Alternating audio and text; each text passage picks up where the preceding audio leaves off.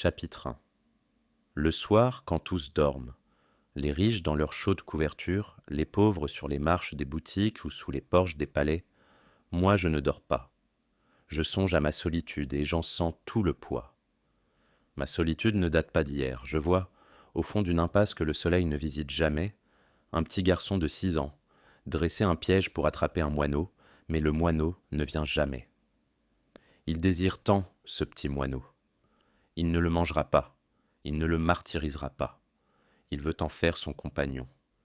Les pieds nus sur la terre humide, il court jusqu'au bout de la ruelle pour voir passer les ânes, et revient s'asseoir sur le pas de la maison et attendre l'arrivée du moineau qui ne vient pas. Le soir, il rentre le cœur gros et les yeux rougis, balançant au bout de son petit bras un piège en fil de cuivre.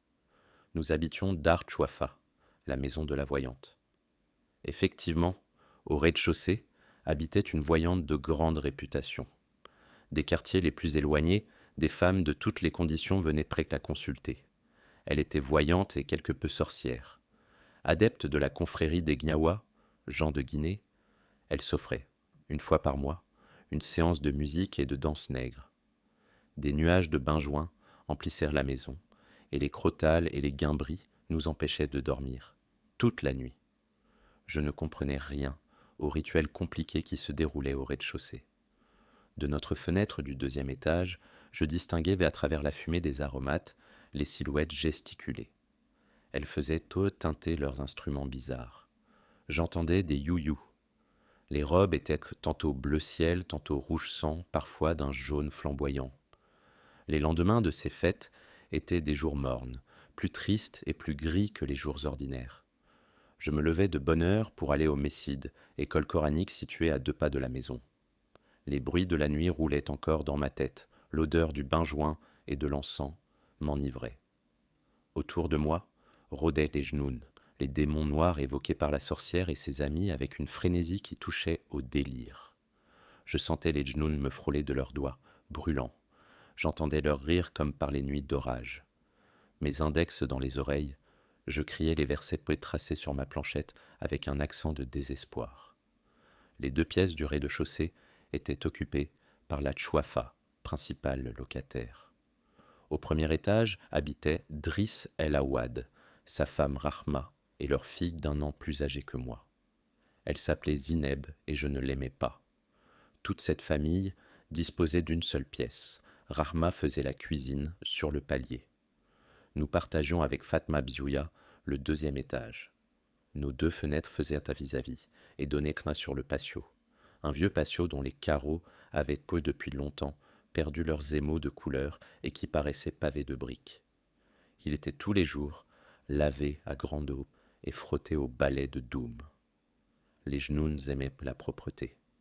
Les clientes de la Chouafa avaient dès l'entrée une bonne impression de netteté et de paix qui invitait à l'abandon, aux confidences, autant d'éléments qui aidaient la voyante à dévoiler plus sûrement l'avenir.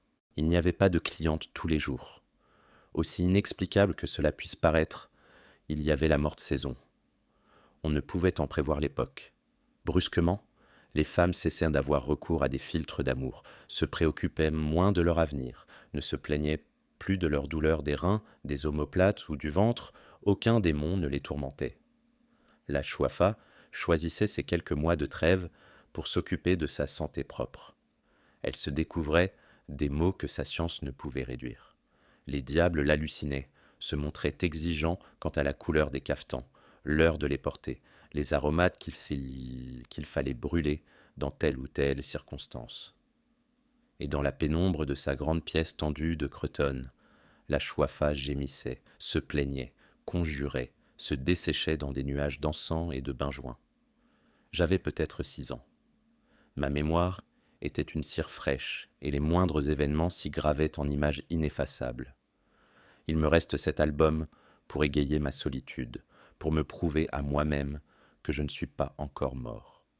À 6 ans, j'étais seul, peut-être malheureux, mais je n'avais aucun point de repère qui me permît d'appeler mon existence. Solitude ou malheur. Je n'étais ni heureux, ni malheureux. J'étais un enfant seul. Cela je le savais. Point farouche de nature, j'ébauchai de timides amitiés avec les bambins de l'école coranique, mais leur durée fut brève. Nous habitions des univers différents. J'avais un penchant pour le rêve. Le monde me paraissait un domaine fabuleux, une féerie grandiose où les sorcières entretenaient un commerce familier avec des puissances invisibles. Je désirais que l'invisible m'admît à participer à ces mystères. Mes petits camarades de l'école se contentaient que du visible, surtout quand ce visible se concrétisait en sucreries d'un bleu céleste ou d'un rose de soleil couchant. Ils aimaient grignoter, sucer, mordre à pleines dents. Ils aimaient aussi jouer à la bataille, se prendre à la gorge avec des airs d'assassins, crier pour imiter la voix de leur père, s'insulter pour imiter les voisins, commander pour imiter le maître d'école. Moi, je ne voulais rien imiter, je voulais connaître. Abdallah, l'épicier, me raconta les exploits d'un roi magnifique qui vivait dans un pays de lumière, de fleurs et de parfums. Par-delà, les mers des ténèbres, par-delà, la grande muraille. Et je désirais faire un pacte avec les puissances invisibles qui obéissaient aux sorcières, afin qu'elles m'emmènent par-delà les mers des ténèbres et par-delà la grande muraille, vivre dans ce pays de lumière, de parfums et de fleurs. Mon père me parlait du paradis. Mais, pour y renaître, il fallait d'abord mourir. Mon père ajoutait que se tuer était un grand péché, un péché qui interdisait l'accès à ce royaume. Alors je n'avais qu'une solution, attendre, attendre de devenir un homme, attendre de mourir pour renaître au bord du fleuve Salsabil. Attendre, c'est cela exister. À cette idée, je n'éprouvais certainement aucune frayeur. Je me réveillais le matin, je faisais ce qu'on me disait de faire. Le soir, le soleil disparaissait et je revenais m'endormir pour recommencer le lendemain. Je savais qu'une journée s'ajoutait à une autre. Je savais que les jours faisaient des mois, que les mois devenaient des saisons, et les saisons l'année. J'ai 6 ans. L'année prochaine, j'en aurai 7, et puis 8, 9 et 10. À 10 ans, on est presque un homme. À 10 ans, on parcourt seul tout le quartier. On discute avec les marchands. On sait écrire, au moins son nom. On peut consulter une voyante sur son avenir, apprendre des mots magiques, composer des talismans. En attendant, j'étais seul au milieu d'un grouillement de têtes rasées, de nez humides, dans un vertige de vocifération de versets sacrés. L'école était à la porte de Derb Nouala. Le fki, un grand maigre à barbe noire, dont les yeux lançaient constamment des flammes de colère, habitait la rue Djiaf. Je connaissais cette rue. Je savais qu'au fond d'un boyau noir et humide s'ouvrait une porte basse d'où s'échappait, toute la journée, un brouhaha continu de voix de femmes et de pleurs d'enfants. La première fois que j'avais entendu ce bruit, j'avais éclaté en sanglots parce que j'avais reconnu les voix de l'enfer telles que mon père les évoqua un soir. Ma mère me calma. Je t'emmène prendre un bain. Je te promets un orange et un œuf dur, et tu trouves le moyen de braire comme un âne. Toujours octant, je répondis. Je ne veux pas aller en enfer. Elle leva les yeux au ciel et se tut, confondue par tant de niaiseries. Je crois n'avoir jamais mis les pieds dans un bain mort depuis mon enfance. Une vague appréhension et un sentiment de malaise m'ont toujours empêché d'en franchir la porte. À bien réfléchir, je n'aime pas les bains morts. La promiscuité, l'espèce d'impudeur et de laisser-aller que les gens se croient obligés d'affecter en de tels lieux m'en écartent. Même enfant, je sentais surtout ce grouillement de corps humides, dans ce demi-jour inquiétant, une odeur de péché. Sentiment très vague, surtout à l'âge où je pouvais encore accompagner ma mère au bain mort, mais qui provoquait en moi un certain trouble. Dès notre arrivée, nous grimpâmes sur une vaste estrade couverte de nattes. Après avoir payé 75 centimes à la caissière, nous commençâmes notre déshabillage, dans un tumulte de voix aiguës, un va-et-vient continu de femmes à moitié habillées, déballant de leurs énormes baluchons des cafetans et des mansourias, des chemises et des pantalons, des haïques à glands de soie d'une éblouissante blancheur. Toutes ces femmes parlaient fort, gesticulaient avec passion, poussaient des hurlements inexplicable et injustifié. Je retirai mes vêtements et je restai tout bête, les mains sur le ventre, devant ma mère, lancée dans une explication avec une amie de rencontre. Il y avait bien d'autres enfants, mais ils paraissaient à leur aise, couraient entre les cuisses humides, les mamelles pendantes, les montagnes de baluchons, fiers de montrer leur ventre ballonné et leurs fesses grises. Je me sentais plus seul que jamais. J'étais de plus en plus persuadé que c'était bel et bien l'enfer. Dans les salles chaudes, l'atmosphère de vapeur, les personnages de cauchemar qui s'y agitaient, la température, finirent par m'anéantir. Je m'assis dans un coin, tremblant de fièvre et de peur. Je me demandais ce que pouvaient bien faire toutes ces femmes qui tournoyaient partout, couraient dans tous les sens, traînant de grands seaux de bois, débordant d'eau bouillante qui m'éclaboussait au passage. Ne venaient-elles donc pas pour se laver ? Il y en avait bien une ou deux qui tiraient sur leurs cheveux, assises les jambes allongées, protestant d'une voix haute, mais les autres ne semblaient même pas s'apercevoir de leur présence et continuaient leurs éternels voyages avec leurs éternels seaux de bois. Ma mère, prise dans le tourbillon, émergeait de temps en temps d'une masse de jambes et de bras, me lançait une recommandation ou une injure que je n'arrivais pas à saisir et disparaissait. Devant moi, dans un seau vide, il y avait un peigne en corne, un gobelet de cuivre bien astiqué, des oranges et des œufs durs. Je pris timidement une orange, je l'épluchai, je la suçai pendant longtemps, le regard vague. Je sentais moins l'indécence de mon corps dans cette pénombre. Je le regardais se couvrir de grosses gouttes de sueur, et je finis par oublier les femmes qui s'agitaient, leurs seaux de bois et leur voyage inexplicable autour de la pièce. Ma mère fondit sur moi. Elle me plongea dans un seau d'eau, me couvrit la tête d'une glaise odorante, et malgré mes cris et mes larmes, me noya sous un flot d'injures et de feu. Elle me sortit du seau, me jeta dans un coin comme un paquet, disparut de nouveau dans le tourbillon. Mon désespoir dura peu. Je plongeai la main dans le seau, à provision, et je pris un œuf dur, gourmandise dont j'étais particulièrement friand.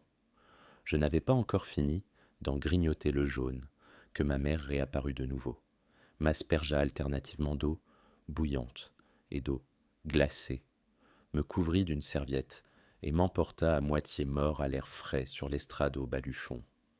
Je l'entendis dire à la caissière « Lala Fatoum, je te laisse mon fils, je n'ai pas eu encore une goutte d'eau pour me laver. » Et à moi « Habille-toi, tête d'oignon, voici une orange pour t'occuper. » Je me trouvais seul, les mains croisées sur mon ventre en flammes, plus bête que jamais, au milieu de toutes ces inconnues et de leurs fastueux baluchons. Je m'habillai. Ma mère vint un moment, m'entourer étroitement la tête dans une serviette qu'elle me noua sous le menton, me munit de toutes sortes de recommandations et s'engouffra dans les salles chaudes par cette porte qui me faisait face et d'où s'échappaient toutes sortes de rumeurs. J'attendis sur l'estrade jusqu'au soir. Ma mère finit par venir me rejoindre, l'air épuisé, se plaignant de violents maux de tête. Heureusement, pour moi, ces séances de bain étaient assez rares. Ma mère ne voulait point s'embarrasser de l'enfant empoté et maladroit que j'étais. Pendant son absence, j'étais livré à mes timides fantaisies. Je courais pieds que nus dans le derbe, imitant le pas cadencé des chevaux, je hennissais fièrement, envoyais des ruades. Parfois, je vidais simplement ma boîte à merveilles par terre et j'inventoriais mes trésors. Un simple bouton de porcelaine me mettait les sens en extase. Quand je l'avais longtemps regardé, j'en caressais des doigts la matière avec respect. Mais il y avait dans cet objet un élément qui ne pouvait être saisi ni par les yeux, ni par les doigts, une mystérieuse beauté intraduisible. Elle me fascinait. Je sentais toute mon impuissance à en jouir pleinement. Je pleurais presque de sentir autour de moi cette étrange chose invisible, impalpable, que je ne pouvais goûter de la langue, mais qui avait un goût et le pouvoir d'enivrer. Et cela s'incarnait dans un bouton de porcelaine, et lui donnait ainsi une âme et une vertu de talisman. Dans la boîte à merveilles, il y avait une foule d'objets hétéroclites qui, pour moi seul, avaient un sens. Des boules de verre, des anneaux de cuivre, un minuscule cadenas sans clé, des clous à tête dorée, des encriers vides, des boutons décorés, des boutons sans décor. Il y en avait en matière transparente, en métal, en nacre. Chacun de ces objets me parlait son langage. C'étaient là mes seuls amis. Bien sûr, j'avais des relations dans le monde de la légende avec des princes très vaillants et des géants au cœur tendre, mais ils habitaient les recoins cachés de mon imagination. Quant à mes boules de verre, mes boutons et mes clous, ils étaient là, à chaque instant, dans leur boîte rectangulaire, prête à me porter secours dans mes heures de chagrin. Le lendemain du bain, ma mère ne manquait pas de raconter la séance à toute la maison, avec des commentaires détaillés où abondaient les traits pittoresques et les anecdotes. Elle mimait les gestes de telle shérifa, connue dans le quartier, la démarche de telle voisine qu'elle n'aimait pas, parlait avec éloge de la caissière ou se révoltait contre les masseuses, ces entremetteuses, mères des calamités, qui escroquaient les clientes sans leur apporter la moindre goutte d'eau. Le bain-mort était naturellement le lieu des potins et des commérages. On y faisait connaissance avec des femmes qui n'habitaient pas le quartier. On y allait autant pour se purifier que pour se tenir au courant de ce qui se faisait, de ce qui se disait. Il arrivait qu'une femme chantât un couplet, et le couplet faisait ainsi son entrée dans le quartier. 2 ou 3 fois, ma mère assista à de vrais crépages de chignons. De telles scènes donnaient matière à des galas de comédie. Pendant 1 semaine, ma mère mimait devant les femmes de la maison, les amis de passage et les voisines, la dispute et ses phases multiples. On avait droit à un prologue suivi de la présentation des personnages, chacun avec sa silhouette particulière, ses difformités physiques, les caractéristiques de sa voix, de ses gestes et de son regard. On voyait naître le drame, on le voyait se développer, atteindre son paroxysme et finir dans les embrassades ou dans les larmes. Ma mère remportait auprès des voisines un gros succès. Je n'aimais pas beaucoup ces sortes d'exhibitions. L'excès de gaieté de ma mère était pour moi lié à de fâcheuses conséquences. Le matin, débordante d'enthousiasme, elle ne manquait jamais, le soir, de trouver quelque motif de querelle ou de pleurs. Mon père rentrait toujours tard. Il nous trouvait rarement de bonne humeur. Il subissait presque toujours le récit d'un événement que ma mère se plaisait à peindre avec les couleurs les plus sombres. Quelquefois, un incident de mince importance prenait des proportions de catastrophe. Ainsi en fut-il quand Rahma eut l'idée néfaste de faire sa lessive un lundi. Il était établi que ce jour-là appartenait exclusivement à ma mère. De bonne heure, elle occupait le patio, encombrait d'auges de bois, de bidons qui servaient comme de lessiveuses, de seaux pour le rinçage et de paquets de linge sale. À peine vêtue d'un séroil et d'un vieux cafetan déchiré, elle s'affairait autour d'un feu improvisé, remuait le contenu du bidon à l'aide d'une longue canne, pestait contre le bois qui donnait plus de fumée que de chaleur, accusait les marchands de savon noir de l'avoir escroqué et appelait sur leur tête toutes sortes de malédictions. Le patio ne suffisait pas à son activité. Elle grimpait jusque sur la terrasse, tendait ses cordes, les soutenait à l'aide de perches de mûrier, redescendait brasser des nuages de mousse. Ce jour-là, ma mère m'expédiait à l'école avec, pour vêtements, une simple chemise sous ma djellaba. Le déjeuner était sacrifié. Je devais me contenter d'un quartier de pain, enduit de beurre rance, accompagné de 3 olives. Notre chambre même perdait son visage habituel. Les matelas gisaient là, sans couverture. Les coussins n'avaient plus d'enveloppe et la fenêtre semblait nue, sans son rideau, semée de fleurettes rouges. La soirée était consacrée au pliage des vêtements. Ma mère prenait une chemise toute froissée et, sentant le soleil, la déployait sur ses genoux, la regardait par transparence, la pliait, les manches à l'intérieur, avec application, presque avec gravité. Parfois, elle faisait une reprise. Elle n'aimait guère la couture, et moi-même, je préférais la voir tirer sur ses cardes ou tourner son rouet. L'aiguille, instrument particulièrement citadin, représentait à mes yeux un symbole de mollesse. Il était de tradition dans notre famille que le métier féminin noble par excellence consista à travailler la laine. Manier l'aiguille équivalait presque à un reniement. Nous étions fascistes par accident, mais nous restions fidèles à nos origines montagnardes de seigneurs paysans. Ma mère ne manquait jamais d'évoquer ses origines lors des querelles avec les voisines. Elle osa même soutenir devant Rama que nous étions d'authentiques descendants du prophète. Il existe, dit-elle, des papiers pour le prouver, des papiers gardés précieusement par l'imam de la mosquée de notre petite ville. Qui es-tu, toi, femme d'un fabricant de charrues sans extraction, pour oser mettre ton linge plein de poux près du mien fraîchement lavé? Je sais ce que tu es, une mendiante d'entre les mendiantes, une domestique d'entre les domestiques, une va-nu-pieds, crottée et pouilleuse, une lécheuse de plats qui ne mange jamais à sa faim. Et ton mari? Parle-moi de cet être difforme, à la barbe rongée de mythe, qui sent l'écurie et braie comme un âne. Que dis-tu?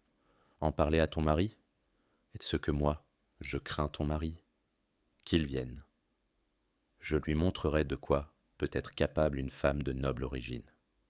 Quant à toi, arrête tes piaillements et ramasse tes hardes. Toutes les voisines témoigneront en ma faveur. Tu m'as provoqué. Je ne suis pas une petite fille pour me laisser insulter par une femme de ton espèce. De notre fenêtre du 2e étage, pâle d'angoisse et de peur, je suivais la scène, alors que ma mémoire d'enfant enregistrait les phrases violentes. Le soir, tout abruti de sommeil, j'entendis mon père monter l'escalier. Il entra selon son habitude, se dirigea vers son matelas posé à même le sol. Ma mère prépara le souper, posa la table ronde, le plat de ragoût et le pain. On sentait qu'elle boudait. Mon père se mit à manger sans poser de questions. Ma mère boudait toujours. Puis elle éleva brusquement la voix et dit « Cela ne te fait rien à toi, qu'on nous traîne dans boue, qu'on nous insulte, qu'on insulte nos nobles origines, nos ancêtres qui faisaient trembler les tribus. Cela ne te fait rien que les gens de basse extraction tentent de souiller, par des paroles inconvenantes, notre famille qui compte parmi ses morts des hommes courageux, des chefs, des saints et des savants. » Toujours silencieux, mon père continuait à manger. Ma mère recommença. « Oui, tout cela ne te fait rien. Que ta femme subisse tous les affronts, ton appétit n'en est pas affecté, et tu manges comme à l'ordinaire. Moi, j'ai tellement de peine sur le cœur que je ne mangerai plus jamais de ma vie. » Ma mère, se cachant le visage dans ses 2 mains, poussa un long sanglot et se mit à pleurer à chaudes larmes.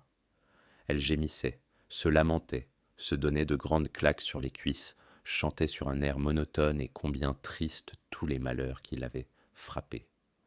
Elle énumérait les insultes qu'elle avait reçues, les épithètes dont on l'avait gratifiée, recommençait intarissablement le panégyrique de ses ancêtres, qui par la même occasion se trouvaient offensés.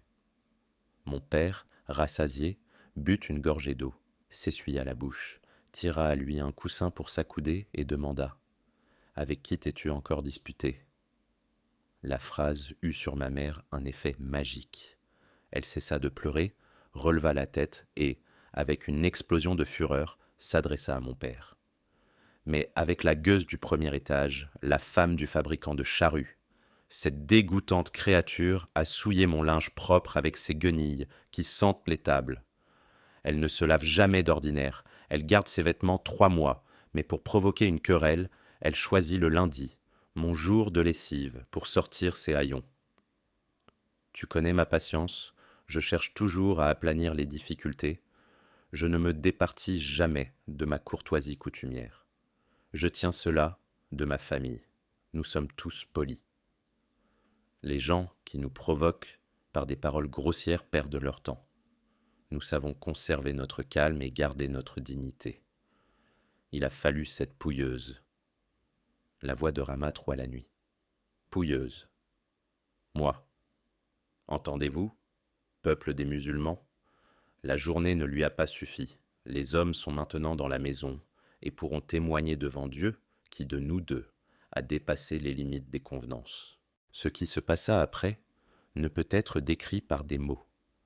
Ce furent d'abord des cris aigus et prolongés, des vociférations, des sons sans suite et sans signification. Chacune des antagonistes, penchée hors de sa fenêtre, gesticulait dans le vide, crachait des injures que personne ne comprenait, s'arrachait les cheveux. Possédée du démon de la danse, elle faisait d'étranges contorsions. Voisins et voisines sortirent de leur chambre et mêlèrent leurs cris aux cris des furies. Les hommes, de leur voix grave, les exhortaient au calme, insistaient pour qu'elles maudissent solennellement Satan. Mais ces sages conseils les excitaient davantage. Le bruit devint intolérable. C'était une tempête, un tremblement de terre, le déchaînement des forces obscures, l'écroulement du monde. Je n'en pouvais plus. Mes oreilles étaient maites au supplice, mon cœur dans ma poitrine heurtait avec force les parois de sa cage. Les sanglots m'étouffèrent et j'écroulai aux pieds de ma mère, sans connaissance.